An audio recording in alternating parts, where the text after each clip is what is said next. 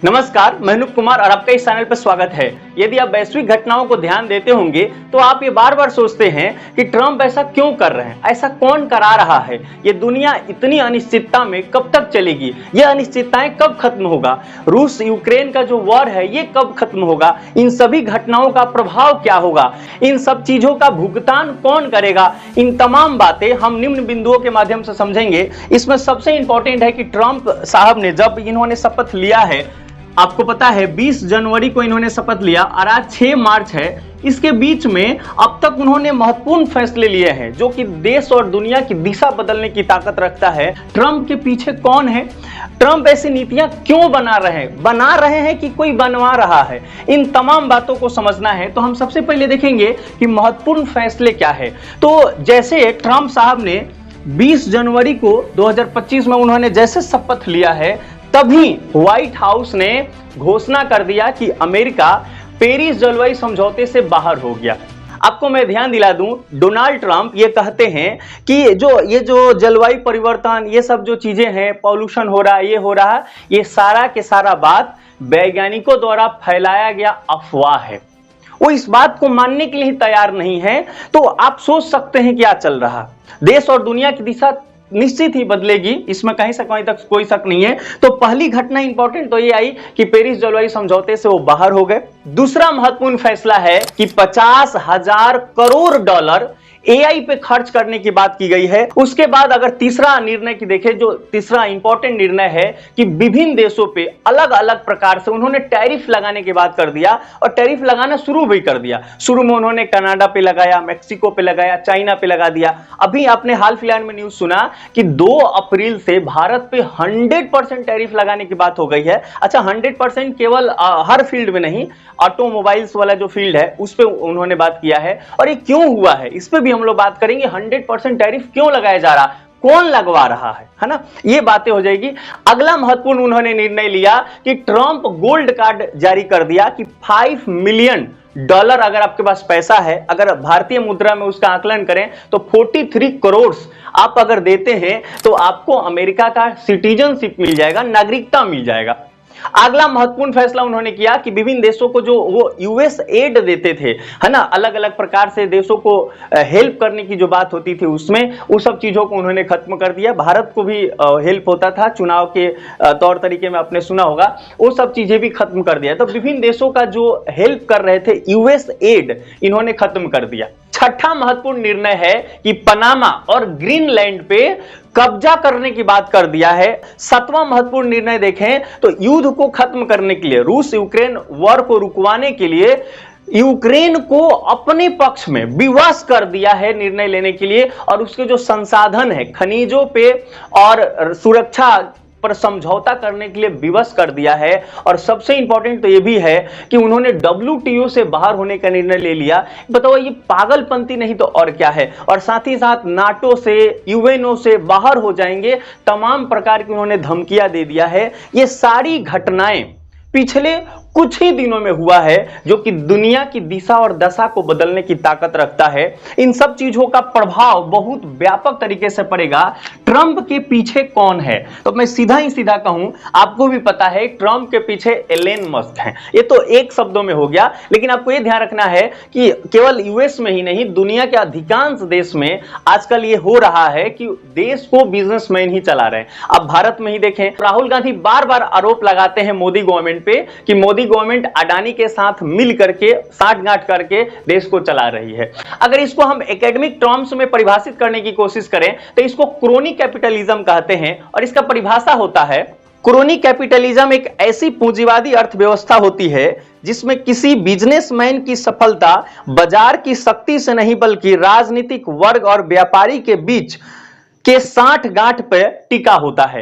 अर्थात जो राजनीतिक वर्ग है और जो बिजनेस पूंजीपति लोग हैं वो एक दूसरे के साथ मिलकर साठगांठ करके देश चलाते हैं। इससे करप्शन वगैरह बहुत बढ़ता है और ये आम जनता के हित में नहीं होता है। इसी के वजह से अमीर अमीर होते जाता है, गरीब गरीब होते जाता है, क्योंकि जो पूंजीपति जिसका राजनीतिक शक्ति प्राप्त होता है, सहयोग प्राप्त होता है वो अपने पक्ष में बहुत सारे नीतियां बनाता है और जितने सारे टेंडर्स होते हैं अपने पक्ष में करके अपने टेंडर अपने प्राप्त करके और बहुत से ज्यादा प्रॉफिट कमाता है। ये सारी चीजें होती है। तो ट्रंप के पीछे अगर एलन मस्क है, आप उनके शपथ ग्रहण देखे होंगे तो उसमें बहुत सारे बिजनेसमैन उद्योगपति आपको फ्रंट रो में आपको दिख गए। तो ये जो क्रोनी कैपिटलिज्म है वो यूएसए में बहुत तेजी से बढ़ गया है और पूरी दुनिया में ये पांव पसार लिया है। तो ट्रंप के पीछे एलन मस्क है, पूंजीपति है और वो पेरिस जलवायु समझौते से बाहर निकल रहे। क्यों निकल रहे भाई? क्योंकि उद्योगपतियों को, बिजनेसमैन को क्या चाहिए? प्रॉफिट। और अगर बिजनेसमैन जो है वो पर्यावरण को देखेगा, प्रदूषण फैल रहा है, ऐसे देखेगा तो उसका व्यापार कैसे चलेगा? तो अगर आप देखें कि ट्रंप ऐसा नीति क्यों लगा रहे हैं, क्यों ये जो ट्रंप ऐसी नीति क्यों ला रहे हैं, ला नहीं रहे हैं, कोई इनके पीछे है बैठा हुआ जो विवश कर दिया है कि आप लाइए। चुनाव में जो फंडिंग होते हैं, इतने सारे पैसे खर्च होते हैं, वो कहां से आता है? तो बहुत सारे पूंजीपति लोग हेल्प करते हैं और मैं दावे के साथ बोल सकता हूं कि डोनाल्ड ट्रंप को भी हेल्प मिला है और उसी के वजह से वो उनको पीछे से कोई और है जो कि रोटेट कर रहा है और धराम धराम में किए जा रहे हैं। अपने देश को ज्यादा से ज्यादा प्रॉफिट कैसे पहुंचाया जाए, ये डोनाल्ड ट्रंप का लक्ष्य है। लेकिन उद्योगपति जो है अपना खजाना भरना चाहते हैं, तो ये हो रहा है। इसी के कड़ी में आप देखें तो भारत में उन्होंने 100% टैरिफ लगाने की बात किया है। आपको ज्ञात होगा पहले बहुत दिन से एलन मस्क बार बार कह रहे थे कि एलन मस्क की जो टेस्ला कंपनी है कार बनाने वाली, वो भारत में व्यापार नहीं कर पा रहे थे अच्छा से। भारत सरकार का कहना था कि आप यहां पे फैक्ट्री लगाइए, यहां के मजदूर उस में काम करेंगे और जो कार प्रोड्यूस होगा वो भारत में बिकेगा, हमको उससे कोई दिक्कत नहीं है। जैसे भारत में जो व्यापार होता है आप भी करिए, हमें कोई दिक्कत नहीं है। लेकिन दिक्कत यहां है कि वो कहते हैं कि नहीं, हम अमेरिका में ही बनाएंगे और उस कार को लेके यहां लाएंगे और फिर बेचेंगे। तो ऐसे करने पे भारत सरकार ने 100% वहां पे टैरिफ लगा दिया था। पहले से व्यवस्था चली आ रही थी कि अगर 35 लाख का कार है तो 35 लाख आपको टैक्स देने पड़ेंगे। ऐसे में वो बेच ही नहीं पा रहे थे।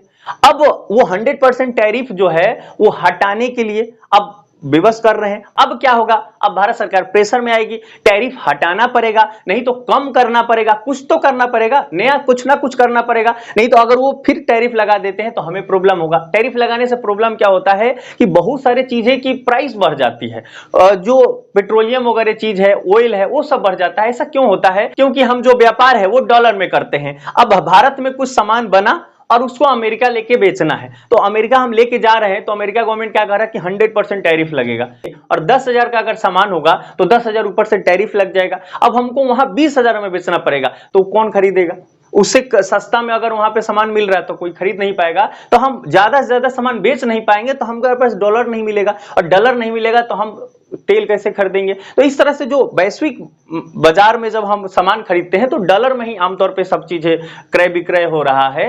तो इस वजह से भारत पे जो वित्तीय लोड होगा वो निश्चित ही पड़ेगा, जिसकी वजह से उनको टैरिफ, भारत सरकार को भी टैरिफ कम करना पड़ेगा। अब एस जयशंकर एक कोशिश में है कि टैरिफ कम हो जाए, उसके जो भी विदेश मंत्री और सब चीजें बातचीत चल रही है, लेकिन मुझे नहीं लगता जिस तरह से ये हर देश पे लगाते जा रहे हैं, तो जो मोदी सरकार की जो दोस्तीयाना है ना, ये एक दूसरे से ट्रंप और मोदी का बहुत मस्त दोस्तीयाना है, वो किसी का नहीं सुने। क्योंकि ट्रंप जो सुप्रीम होता, उससे बातचीत होता, वो कम कर दे तब न चलता।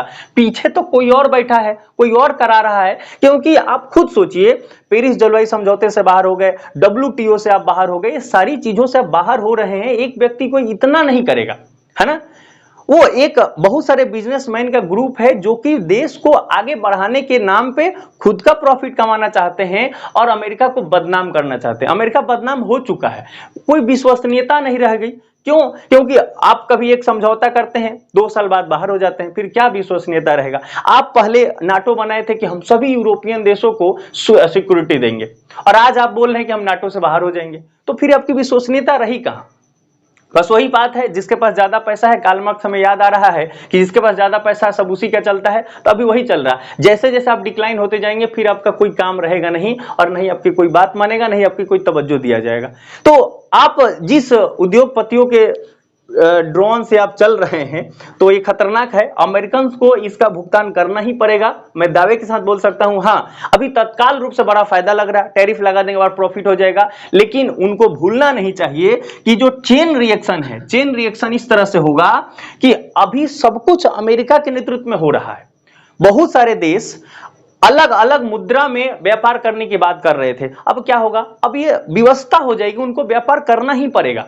और हमने थ्योरी में पढ़ा है कि चाइना राइज कर रहा है कि और यूएसए फॉल कर रहा है। अब ये चीजें हो के रहेगी, इसमें कहीं से कहीं कोई शक नहीं होगा, क्योंकि चाइना राइज करेगा, बहुत सारे जो देश है अल्टरनेट ढूंढेंगे, वैश्विक प्रभाव है ये, अल्टरनेट ढूंढेंगे, अलग अलग मुद्रा में व्यापार करने की कोशिश किया जाएगा। अब जो अमेरिका में ले जाके नहीं बेच पा रहा है वो निश्चित ही चाहेगा दूसरे देश में बेचने की। कितना ही आबादी है, 35 करोड़ लगभग जनसंख्या है, बहुत बड़ा बाजार तो है नहीं, उसको छोड़ करके दुनिया के बाकी देशों के साथ व्यापार किया जाएगा। डॉलर को उतना तवज्जो नहीं देके कुछ और मुद्रा के बारे में सोचा जाएगा और निश्चित ही ये होगा। और नया जो वर्ल्ड ऑर्डर है वो क्रिएट होता दिख रहा है और चाइना इसका फायदा उठा करके वो आगे जा सकता है, इसमें कहीं से कहीं तो कोई शक नहीं है। भारत को जरूरत है कि इन सभी चीजों को अच्छा से विश्लेषण करके ज्यादा से ज्यादा अपने पक्ष में क्या कर सकते हैं ये जरूर करें। भारत पे जो अगर हम निगेटिव प्रभाव के देखें, निगेटिव प्रभाव क्या हो सकता है, तो सबसे पहले तो निगेटिव प्रभाव तत्काल रूप में ये दिख रहा है कि टैरिफ अगर 100% वो लगा दे रहे 2 अप्रैल से, तो हम अगर वहां ले जाके जो बेच रहे थे वो अब आसान नहीं हो जाएगा, भारतीय व्यापारियों के लिए थोड़ा मुश्किल हो जाएगा। डॉलर हमारी जो कमाई है वो कम होगा, तो वैश्विक बाजार से हम जो भी व्यापार है वो करने में थोड़ा मुश्किल होगी और वहां से हम ऑयल वगैरह है, तेल वगैरह हम खरीदने में थोड़ा दिक्कतें आएंगी, तो इससे महंगाई भारत में बढ़ने की संभावना है। इस ट्रेड वॉर में सभी देशों में महंगाई बढ़ेगा, लेकिन ये तत्काल होगा। और दीर्घकालिक रूप से देखें, लॉन्ग टर्म में क्या होगा कि अमेरिका के सारा कंट्रोल में अगर जो विश्व व्यापार चल रहा था वो धीरे धीरे शिफ्ट होगा और कोई नया वर्ल्ड ऑर्डर फिर से क्रिएट होता दिखेगा जिसमें चाइना आगे चला जाएगा। और पॉजिटिव क्या है, पॉजिटिव ये होगा कि जो नया वर्ल्ड ऑर्डर बनने वाला है, इस वर्ल्ड ऑर्डर में जो विभिन्न देश हैं वो व्यापार अमेरिका से बहुत ज्यादा ना करके भारत की तरफ करेंगे और भारत भी हर फील्ड में अपने आप को बेहतर करते जा रहा है। जैसे इसरो है और डीआरडीओ है, ऐसे बहुत सारे अंतरिक्ष में, सुरक्षा में, हर फील्ड में थोड़ा ठीक किया जा रहा है। तो भारत इस सब चीजों का फायदा उठा करके विभिन्न जो देश हैं उनके साथ अपना व्यापार स्थापित करेगा। तो एक पॉजिटिव ये होगा कि वो सारे करना चाहेंगे, है ना। एक तीसरे प्रकार की जो मुद्रा है वो बनने की संभावना यहां दिख रही है। और जिस प्रकार से आपने देखा जब रूस यूक्रेन वॉर छिड़ा था, उससे पहले भारत अपना तेल का भंडार पूरा करता था दूसरे देशों से, अरब देशों पे बड़ा निर्भर था, है ना। लेकिन अब क्या हुआ, जैसे युद्ध हुआ तो अब हमने रसिया से खरीदना शुरू कर दिया और यहाँ पे रिफाइन करके यूरोप में बेचना शुरू कर दिया। तो ये थोड़ा रास्ता ऑर्डर चेंज हुआ कि नहीं। इसी प्रकार से जब ये हुआ है तो अब हम कुछ और अल्टरनेटिव निकलेगा, स्वतः ही निकलेगा और कुछ और तरीके से होगा और हम अमेरिका पे डिपेंडेंसी कम होती जाएगी। और दावे के साथ ये कहा जा सकता है कि पूरा वैश्विक जो प्रभाव है वो वर्तमान सिनेरियो ये कह रहा है बहुत जल्द चाइना के तरफ शिफ्ट होता हुआ दिख रहा है और चाइना राइज होने की स्थिति में है। और आपने न्यूज वगैरह में भी देखा होगा कि चाइना ने एक मजबूत स्टैंड लिया है। भारत को तो अभी समझ नहीं आ रहा, अभी दोस्ती यारा में कैसे हो गया यही समझ नहीं आ रहा, हालांकि बहुत जल्द समझ में आ जाएगा। भारतीय भी कम नहीं है और एक अच्छा विश्लेषण के साथ मुझे पूरा उम्मीद है कि भारत अपना स्टैंड लेगा और देश दुनिया को दिशा दिखाने की ताकत रखता है। इतना बड़ा वैश्विक बाजार होने के साथ साथ हम उत्पादक भी बनेंगे बहुत जल्द। आपका इस पर क्या विचार है आप कमेंट में जरूर बताइए। मिलते हैं अगले वीडियो में। जय हिंद, जय भारत।